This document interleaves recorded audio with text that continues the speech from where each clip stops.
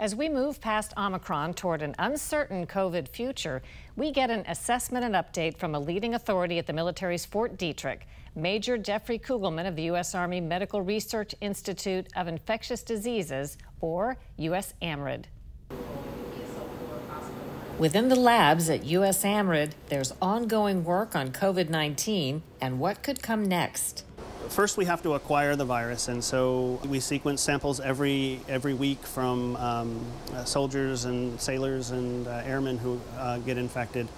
And so when we see a new variant, we can turn that into a stock, grow it up, and then use that in animal experiments. Major Jeffrey Kugelman is Division Chief of Molecular Biology here. So the last time you're here, one of the things we developed over the last couple of years is a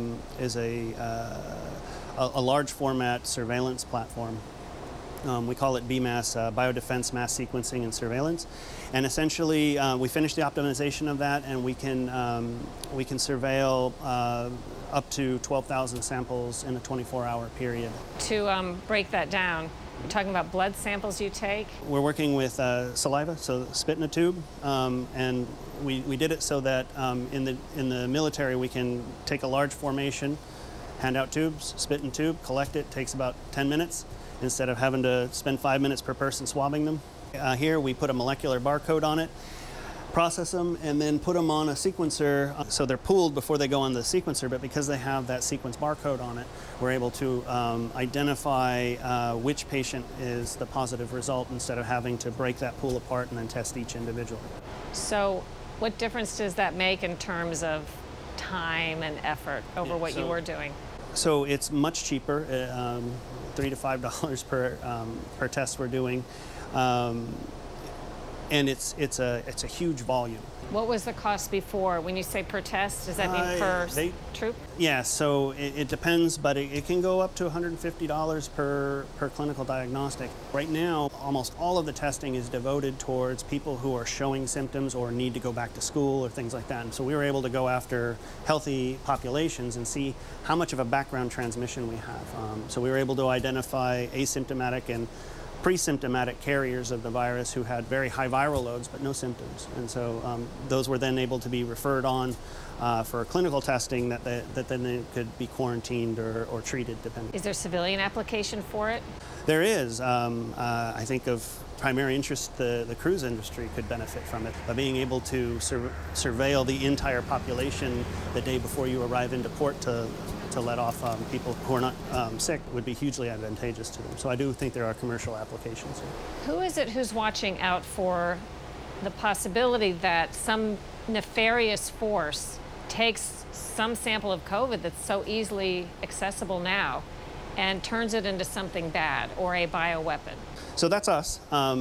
USAMRIID sprung up from when Nixon ended our offensive bioweapons program, and so now we're a biodefense program.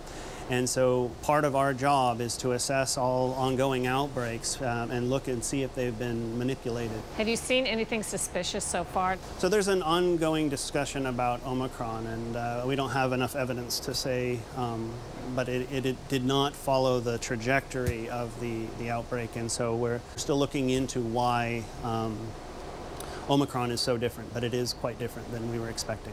What do you see that worries you? At this point, I'm not overly worried about any SARS-related potential. It could get worse. It could get less lethal over time. Time will tell. You know, this is a very normal host pathogen interaction over time, and so it remains to be seen. But I'm not particularly worried about anything right now. If you had to guess where we would be a year from now, what would you say? If I had to speculate, it'll die down after Omicron. Caseloads will come back down into something tolerable, and then the virus will diversify again. And then once enough of a naive population, so there's a waning immunity and folks born and things like that, that create these people who haven't been exposed or vaccinated. Once there's enough of them, we'll see another surge, and whether that'll be a more dangerous virus or not remains to be seen. But I suspect that we will be dealing with this for quite a while.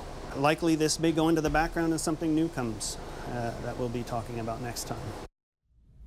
Major Kugelman says that mass surveillance platform they developed for COVID can now also hunt for flu at the same time in the same cheap, large format samples.